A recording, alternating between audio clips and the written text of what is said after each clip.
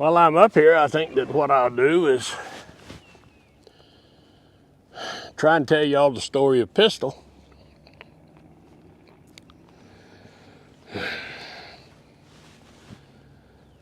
And I'm going to put this on my new YouTube page called The Horses Story.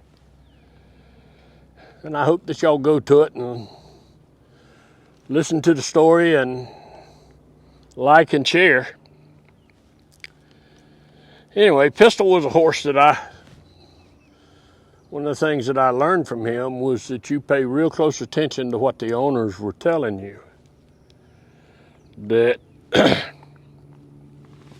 you listen to what they had to say,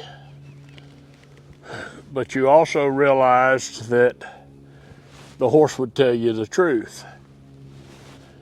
You know, and you understand that when you listen to the people, then you get some kind of an idea about what their perception is of what's going on. And a lot of times their perception's nothing anywhere close to what's really taking place. But anyway, this gentleman called me and asked me about training his 6-year-old stud horse. And, you know, this horse was 6 years old and they had never done anything with him. Well, so we made arrangements for me to go out, and I go out the next day, and when I get there, this gentleman's got a fairly decent setup. He's got a couple of barns on the place. He's got a round pen and a kind of a common area. And everything was also set up to where it was all fenced in.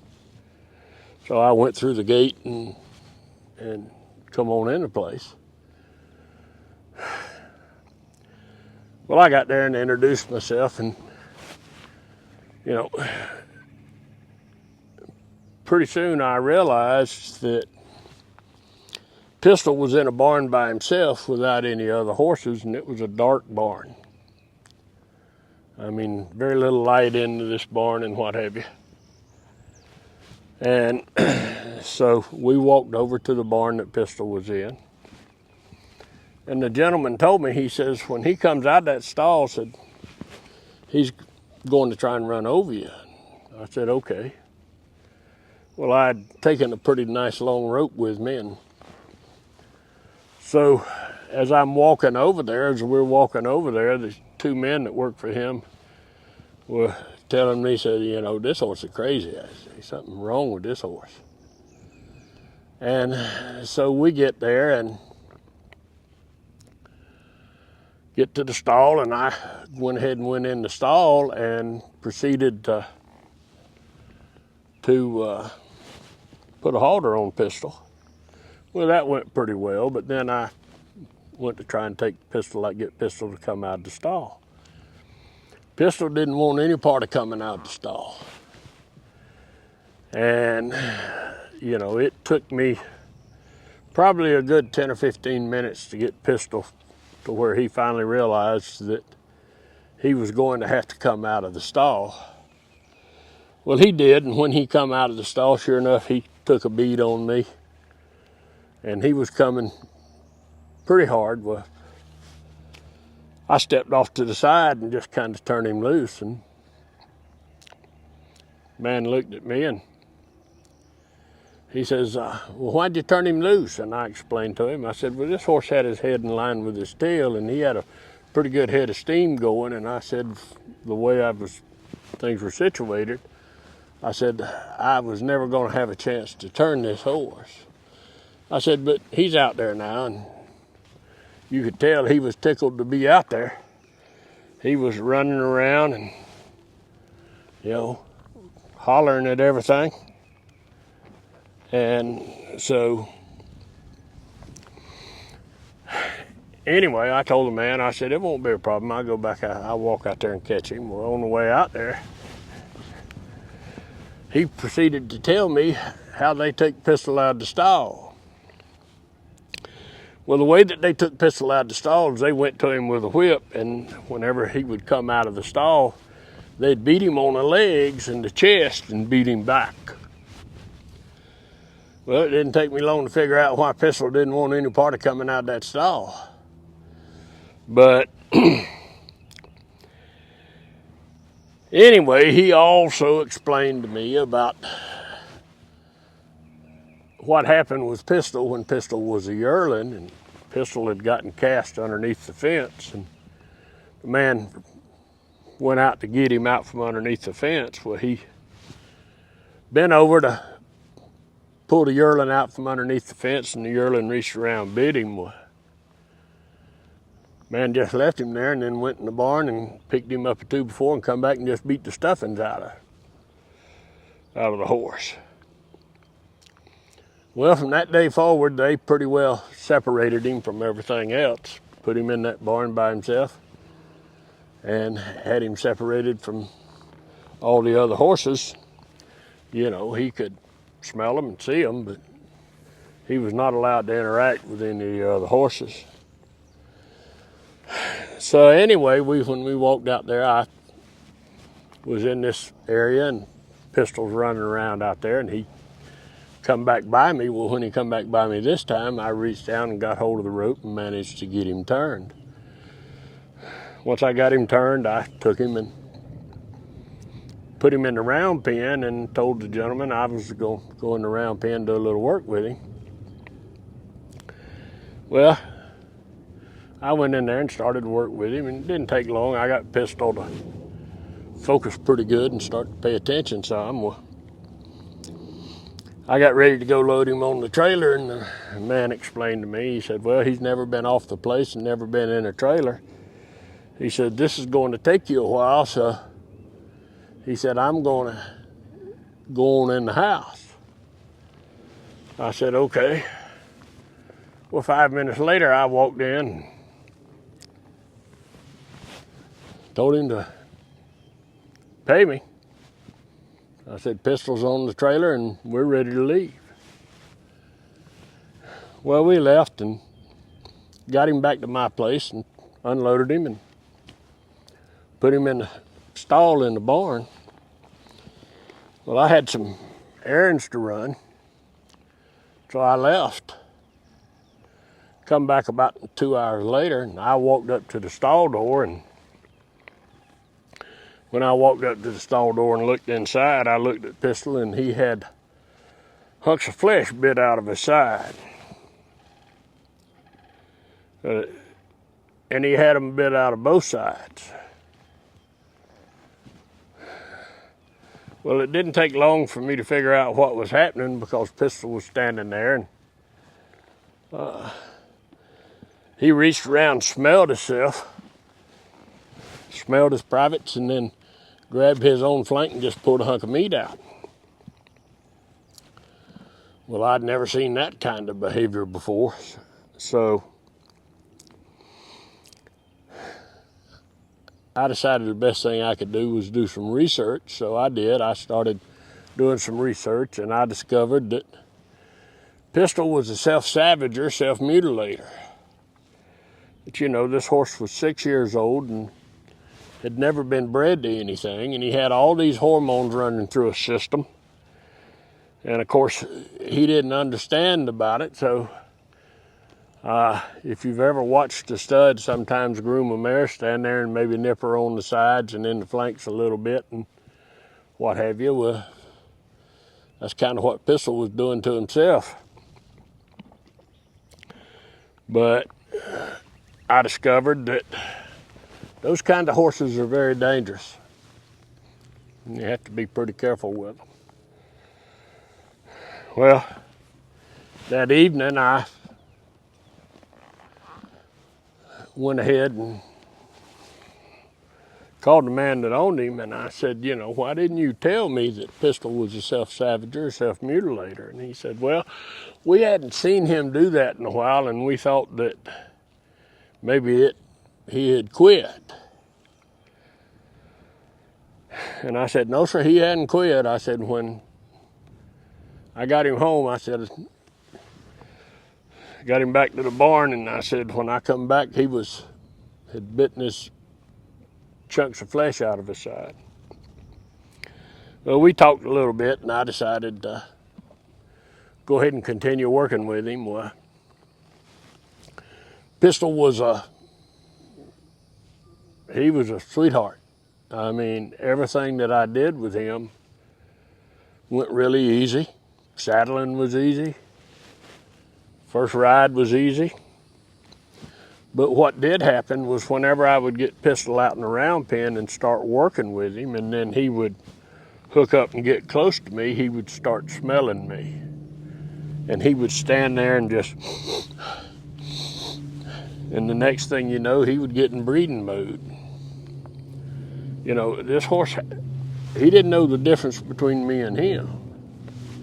You know, he had no social skills. He had been separated from everything else from the time he was 5 years old, and so he had never been around horses long enough for them to teach him how to be a gentleman.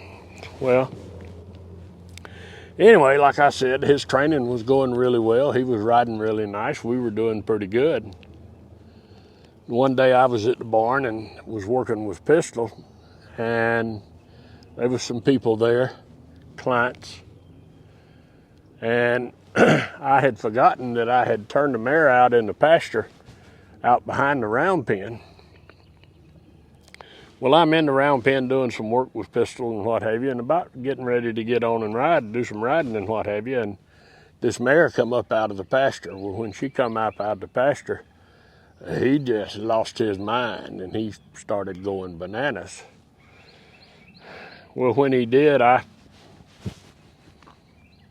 pretty well got after him a little bit, went to shanking him some. And that's when I discovered that a stud horse will let you scold him twice. The third time you scold him, he'll consider it to be abuse, and he's subject to come after you. Well, sure enough, when I got after him the third time, the next thing you know, his ears pin, he drops them up on his neck, and here he comes. Well, I realized he was coming at me so hard and fast and that he was coming towards my throat. So when he got there, I put my arm up to block him, and he managed to get me by the shoulder. Well, when he got me by the shoulder, he just lifted me right straight up in the air and went shaking me like a rag doll. And, you know, and I was up here, about as high as I'm sitting right now. And when I mean being shaken like a rag doll, it's just like a rattle toy. Well, he finally turned me loose. I hit the ground in front of him, and just as soon as I hit the ground in front of him, he started stomping on me with his front feet. Well, when he did that, you know, I realized I'm in a round pen that, much like this, that bottom rung's low to the ground, and I'm not going to be able to get out of this pen. So I decided that, you know, if I roll away from him, he'll follow me, still stomping on me. So I decided to roll up underneath this horse. Well, when I rolled up underneath this horse, you know, in my mind, he'll go on. And it goes to something else. This goes to something else that I tell people. You can have the greatest idea what it is you think you're teaching this horse, and he can come up with something totally different. But anyway, so when I rolled up underneath this horse, and I'm thinking he'll just go on, the next thing I know, Pistol drops to the ground right on top of me and starts wallowing on me just like that. And he's trying to turn me into a greasy spot in the ground. And finally he got up. He got up and walked off, went over to the other side of the round pen. I got up and was standing up, bent over, looking at my shoulders with my hands on my knees like this, and thinking, boy, this is a mess. You're going to have to go to the hospital. And while I was there, I also said a little prayer of thanks to the good Lord for me still being on the face of this earth. Well, about that time, the people outside the round pen said he's coming back. Well, I raised my head up, and he turned off of the rail. And when he turned off the rail, he dropped his nose all the way down into the dirt. And he walked over to me with his head down here. And when he got to me, I'd stood up. And he reached up and he put his head right there, right at my stomach. And I reached up and stroked him in the face and let him know that I understood. Well, later on, people asked me, said, what was that all about? I said, he come over to apologize. I said, and I understood everything he said. They said, oh yeah, what'd he say? He said, I'm sorry. He said, but if you do that again, he said, we'll have the same result. So anyway, I put him up, loaded up, and took off to the hospital. Well, I get to the hospital, and I'm beginning to think they had never seen a horse bite. They carried me back there and put me in a room, and next thing I know, I got all these people coming in wanting to see this horse bite. So anyway, I looked at one of the little old nurses and I said, you know, I don't mind being the entertainment, but I said, how about collecting a few bucks from all these people so that I've got some way of helping to pay for this?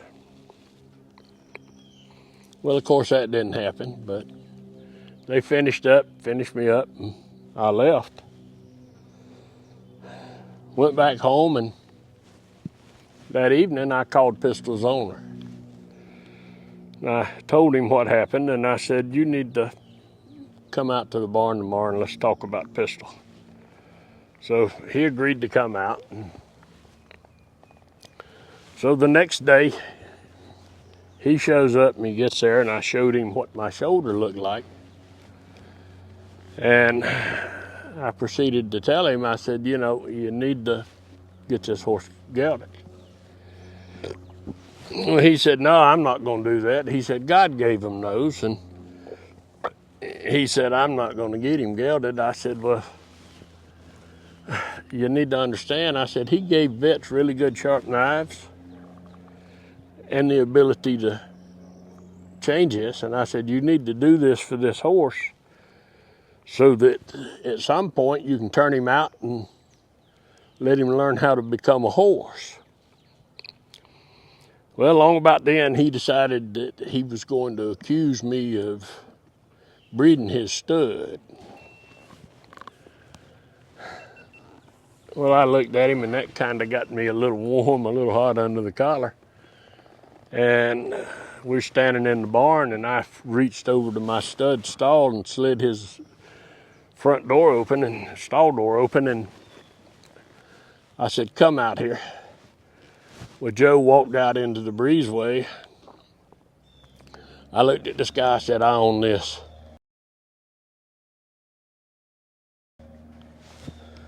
I said, I wouldn't waste a bad mare's year breeding her to your stud.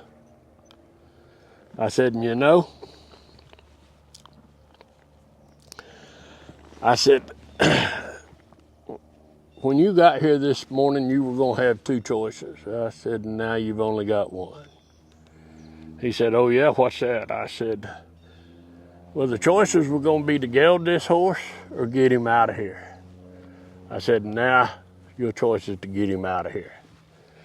So I told him, I said, you need to come pick him up. So the next day he come and picked him up. And when he showed up to pick him up, I said, let me explain to you. I said, you created this monster by the way you handled and dealt with him.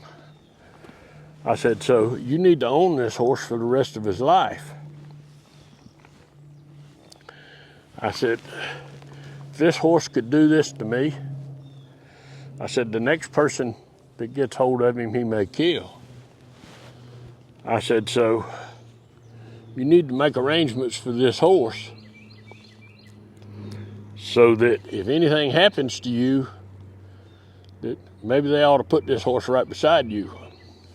So anyway, he left, and I didn't hear anything about Pistol for, a good year and a half or almost 2 years.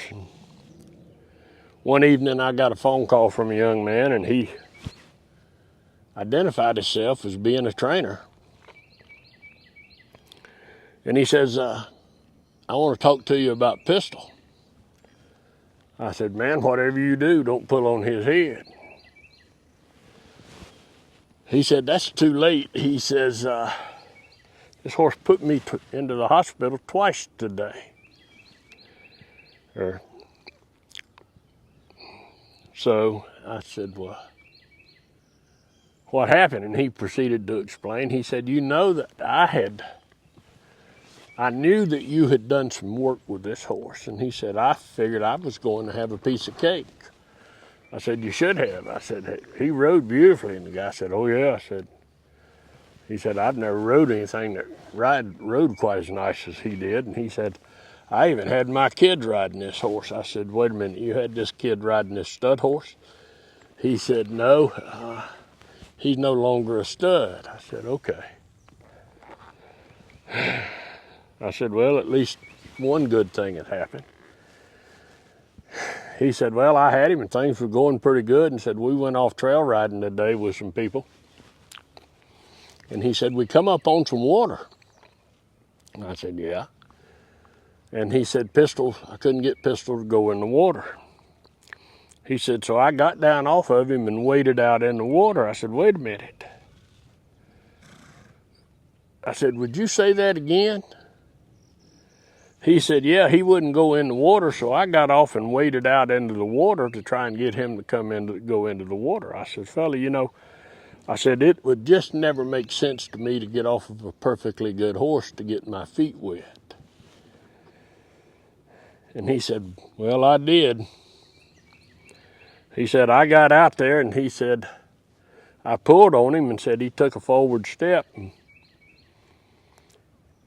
then he stopped, and he said, and I pulled on him again. He said he took another forward step. And he said, the third time I went to pull on him, he said, he jumped right in the middle of me. He said, well, I turned sideways and said he grabbed me by the back shoulder and said he raised me up in the air and was just shaking me like a ragdoll. I said, yes, sir, that's a fun ride, isn't it? I said, been there, done that. He said, well, he finally turned me loose and said, I went ahead and carried him back to the house and put him in the round pen and put a steel muzzle on him. He said, and I had to go to the hospital to get him to doctor this bite. And I said, well, it's not the first one they ever saw. So anyway, he then proceeded to tell me that after they got through doctoring him, he went home and went to move this horse out of the round pen back to the barn. And said on the way back to the barn, said the horse stopped. He said, and I pulled on him. I said, yep. He said he stepped forward and said then he stopped again. He said, and I pulled on him again. He said the third time I pulled on him, said he got me down on the ground with that steel muzzle on. He said he liked to beat me to death. Said he ended up, I had 6 stitches over one eye and a concussion. He said, I spent the night in the hospital last night. I said, well, what are you going to do with him? He says, well, I'm trying to get the man to give him to me. I said, well, why would you want to get him to give you this horse? He said, because I want to kill him. He said, he's taking something away from me. He said, I have a hard time going in the pen with a horse. I said, well, it's not the horse's fault. And he says, well, can you fix him? I said, yes, sir. I said, but you need to understand that the cure may kill him. He says, well, what do you mean? I said, well, in order to fix this kind of behavior, I said, what has to happen is the horse has the thought. And before he can act on that thought, you have to fold him up, so put a running W on him,